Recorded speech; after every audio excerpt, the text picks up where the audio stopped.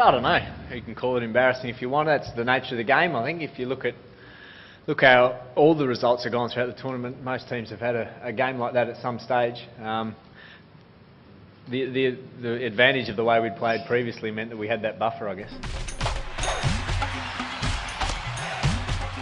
Oh, we've certainly worked on it. I don't think it's any great secret that we have some deficiencies at times against spin, and that was probably showed tonight. And the fact that Pakistan played to that, tactically very astute game from then to bowl spin till the 18th over. I mean that.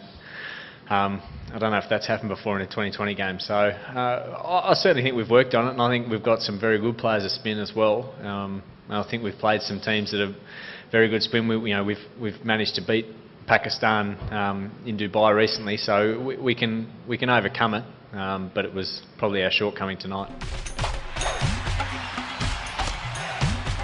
We hadn't had a hit, but it's not like we haven't hit a cricket ball for 3 weeks. So I think we're prepared. I think everyone was prepared as well. Guys were getting starts, so I don't think guys looked out of place in the middle there. The whole thing about 2020 and momentum meant that probably by the end of the 6 overs we were a long way behind where we needed to be as well, with the wicket slowing up a little bit. So from there we were probably behind the 8 ball a little bit, and we probably did get caught a little bit in between going for that target, or should we start looking at the 112? So that's probably, as a group, that's something that could have been communicated a little better between the batters and going out and what was happening in the middle.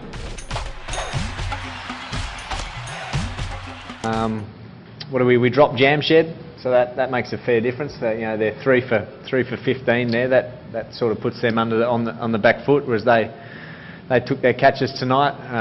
No, I certainly think they outbowled us, and looking back at that score, I think it was probably just above par as well on that wicket.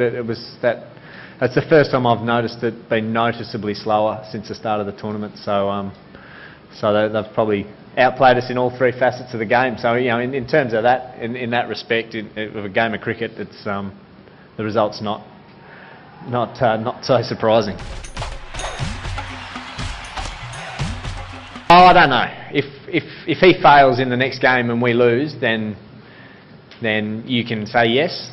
If he does and we still win, then you can say no. That's no more so than any other team is on their best players. Are we reliant on Mike Hussey? Are we reliant on Xavier Doherty, Mitchell Starc? There's no doubt he's an outstanding player, and when he plays well, we're going to be very close to winning the game. But that's because he's so good, and that's how he plays. But whether we're over dependent on him, I'm not sure. I mean, you can only really answer that in hindsight.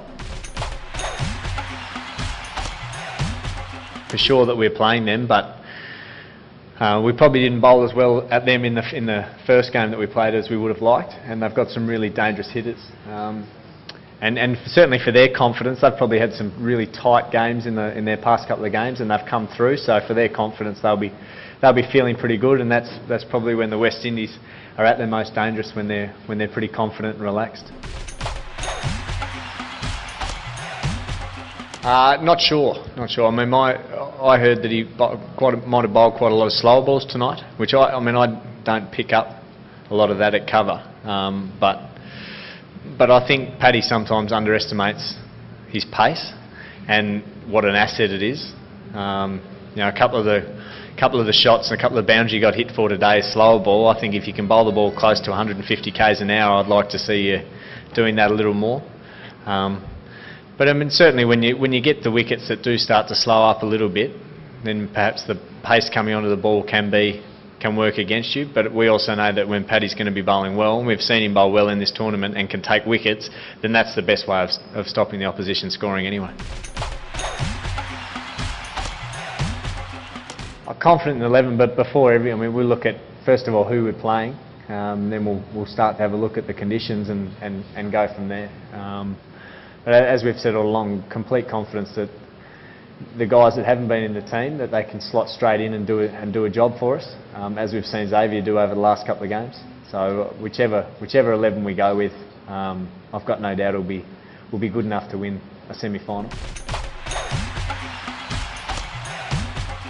But I mean, that's the thing that Pakistan did differently. They got Watto out early, and they got Davey out early, and they're both guys who can, they're destructive, but they do take their time a little bit at the top, and they can afford to do that because we know when they build into their innings, they can catch up very, very quickly. So I guess losing both of those guys and then getting to the back end of the 6th overs, being under the pump, that's something they did. And to their credit, I mean, they bowled very few loose balls tonight. They were really on right from ball one. You know, as much as you can say that we didn't play as well as we would have liked, I think Pakistan would be very, very happy with how they played.